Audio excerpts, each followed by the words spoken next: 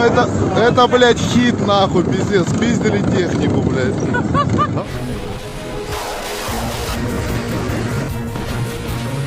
Ukraine में जारी युद्ध के बीच रूस को इंटरनेशनल बिरादरी से अलग थलग करने के लिए अमेरिका पूरी ताकत के साथ जुटा है।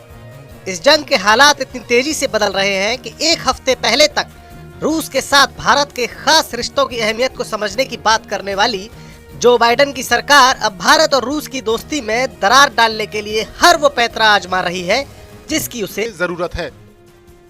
अमेरिका की कोशिश है कि भारत यूक्रेन पर हमला करने वाले रूस की आलोचना करे और इंटरनेशनल मंच पर रूस की खिलाफत करे। सवाल यह है कि क्या मोदी सरकार रूस के साथ कई दशकों की दोस्ती तोड़ देगी और क्या भारत एक ऐसे देश का साथ छोड़ देगा जिसने मुश्किल वक्त में भारत की कई बार मदद की है और इस वक्त उसे भारत की मदद की दरकार है। फिलहाल तो मोदी सरकार ऐसा करती नजर नहीं आ रही है और उसकी वजह भी बहुत ठोस है।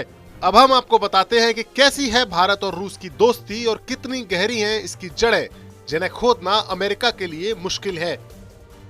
दरअसल भारत और रूस के संबंधों की जब भी बात की जाती है तब भारत के रक्षा क्षेत्र में रूस पर निर्भरता की चर्चा की जाती है। ये बात सच है कि भारतीय सेनाओं के जखीरे में ज्यादातर हथियार रूस से ही आए हैं। पाकिस्तान और चीन जैसे दुश्मन देशों से घिरे भारत की सुरक्षा के लिए जरूरी सुखोई 30 जैसे विमान हो, विमान वाहक पोत INS विक्रमादित्य हो या घातक S-400 एयर डिफेंस सिस्टम हो, भारत को रूस ने हर वो हथियार दिया है जिसकी जरूरत भारत को है। लेकिन भारत और रूस की दोस्ती हथियारों की इस पार्टनरशिप से कहीं आगे की है। इतिहास के पन्नों को अगर पलट कर देखें तो रूस ने इंटरनेशनल फोरम पर तब भारत का साथ दिया है जब पूरी दुनिया भारत के खिलाफ थी। साल 1971 में पाकिस्तान पर मिली भारत की ऐतिहासिक जीत में रूस यानी उस वक्त के सोवियत संघ का बड़ा योगदान था। इस युद्ध में पाकिस्तान की हार निश्चित देखकर उसे बचाने के लिए अमेरिका और ब्रिटेन दखल देने का इरादा बना चुके थे, लेकिन सोवियत संघ ने बंगाल की खाड़ी में अपनी नेवी को भेजकर अमेरिका और ब्रिटेन के इरादों पर पानी फेर दिया। वहीं चीन के साथ अपनी सीमा पर सेना तैनात करके रूस ने चीन को भी इस युद्ध में दखल न देने की हिदायत दे दी। यही नहीं, इस युद्ध के दौरान 3 बार संयुक्त राष्ट्र संघ में भारत के खिलाफ आए प्रस्तावों पर रूस ने वीटो करके उन्हें अमल में आने से रोक दिया।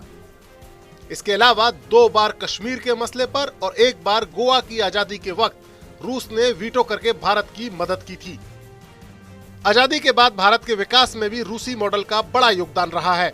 सोवियत विचारधारा से प्रभावित भारत के पहले पीएम पंडित जवाहरलाल नेहरू ने भारत के औद्योगिक विकास के लिए पंचवर्षीय योजना के उसी मॉडल को चुना जो रूस में लागू था। सांस्कृतिक और सामाजिक तौर पर भी भारत और रूस के लोगों के बीच बीते 70 सालों में काफी नजदीकी रही है। यही वजह है कि इस मसले पर भारत के विपक्षी दल भी मोदी सरकार के रुख के खिलाफ नहीं है। अमेरिका चाहे कितना भी दबाव बना ले, रूस के साथ भारत की दोस्ती में दरार डाल पाना बेहद मुश्किल है, क्योंकि भारतीय जनमानस में रूस की इमेज एक ऐसे दोस्त की रही है जिसने जरूरत पड़ने पर हमेशा भारत की मदद की, और दोस्त को उसकी मुसीबत के वक्त दगा देना भारतीयों की फितरत कभी नहीं रही है। और यही वजह है कि किसी भी देश की लीडरशिप के लिए उसकी आवाम की सोच के खिलाफ जाना बेहद मुश्किल काम है।